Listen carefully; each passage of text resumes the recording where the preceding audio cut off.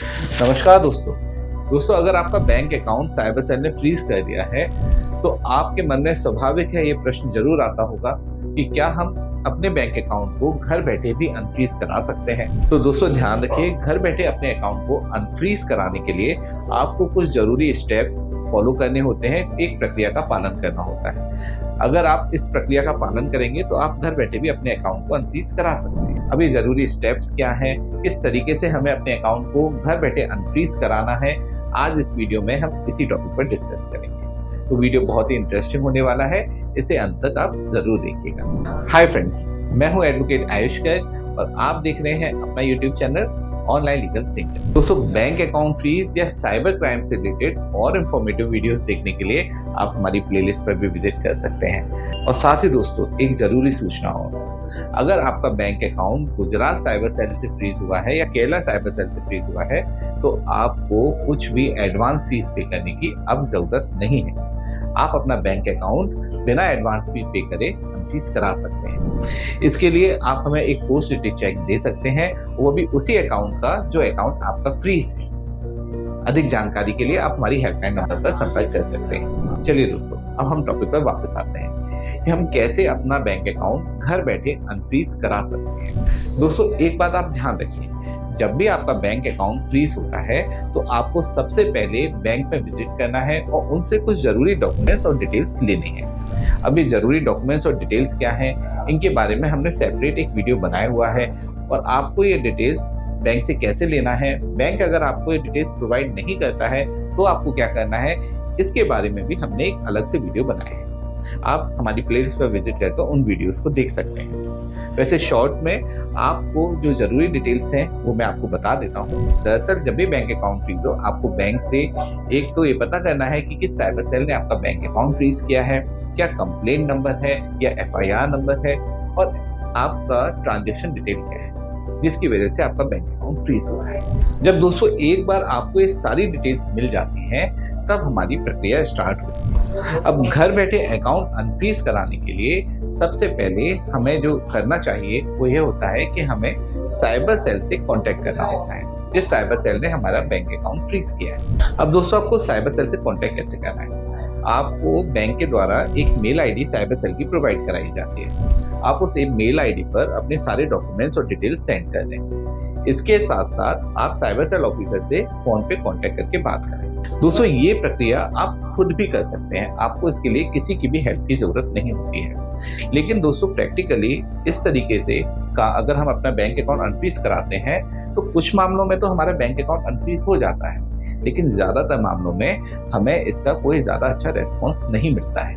अब दोस्तों, हमें डिटेल सेंड करने के बाद या फिर ऑफिसर से बात करने के बाद भी कोई रेस्पॉन्स नहीं मिले तो हमें सेकंड स्टेप क्या लेना चाहिए।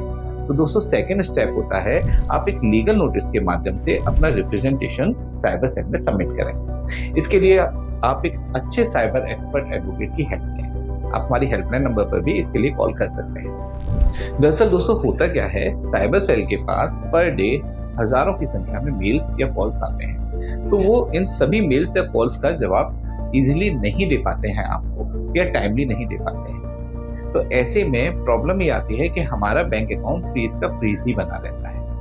और दोस्तों, लीगल नोटिस के माध्यम से अपना रिप्रेजेंटेशन या डॉक्यूमेंट साइबर सेल में सबमिट करने पर फायदा ये होता है कि साइबर सेल उसको कंसीडर करता है, क्योंकि ये लीगल नोटिस बहुत ही कम आते हैं और एक प्रक्रिया के थ्रू आते हैं। साइबर एडवोकेट के माध्यम से ये लीगल नोटिस साइबर सेल में सबमिट हो जाते हैं। तो ऐसे में साइबर सेल ज्यादातर इस तरीके से जो लीगल नोटिस के माध्यम से रिप्रेजेंटेशन आते हैं उस पर अपना रिएक्शन जरूर देता है और आपका बैंक अकाउंट अनफ्रीज होता है। साथ ही साथ आपके ऊपर कोई भी लीगल कार्रवाई करने से पहले साइबर सेल आपसे बात जरूर करता है या आपके एडवोकेट से बात करता है। तो एक ये सेफ साधन है अपना बैंक अकाउंट घर बैठे ही अनफ्रीज कराने का, साइबर सेल में विजिट नहीं करके अपना अकाउंट अनफ्रीज कराने का।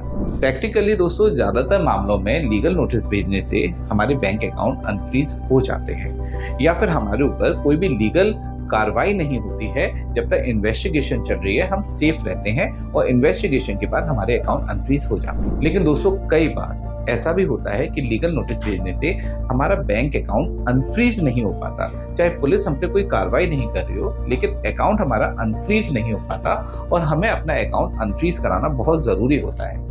तो ऐसे में हमें साइबर सेल में विजिट करना मजबूरी हो जाता है। अब यहाँ पे तीसरा ऑप्शन हमारे पास है कि आप खुद पर्सनली साइबर सेल में विजिट नहीं करें, आप एक अच्छे साइबर एक्सपर्ट एडवोकेट की हेल्प लें जो आपके बिहाफ पर साइबर सेल में जाएंगे, विजिट करेंगे, ऑफिसर से बात करेंगे और आपका बैंक अकाउंट अनफ्रीज कराने में आपकी हेल्प करेंगे। दोस्तों 100 में से 90% केसों में आपको इससे रिजल्ट जरूर मिल जाएगा, लेकिन कई बार ऐसा होता है दोस्तों कि हमारा bank account cyber cell unfreeze ही नहीं करता है। हमारा बैंक अकाउंट या तो फर्स्ट या सेकंड लेयर में फंसा होता है या फिर ऑफिसर हमें कोऑपरेट नहीं कर रहे होते हैं। तो ऐसे में भी आपको घबराने की कोई जरूरत नहीं है। आप ऐसे मामलों में कोर्ट की भी हेल्प ले सकते हैं। इसके लिए आप उसी मजिस्ट्रेट कोर्ट में जिसके जुरिडिक्शन में वो साइबर सेल आता है, वहाँ एक सेक्शन 451, 457 सीआरपीसी के अंतर्गत एप्लीकेशन फाइल कर सकते हैं या फिर आप हाई कोर्ट में एक रिट पिटीशन भी फाइल कर सकते हैं, जिसके तहत आपका bank account debit freeze clear कर दिया जाता है,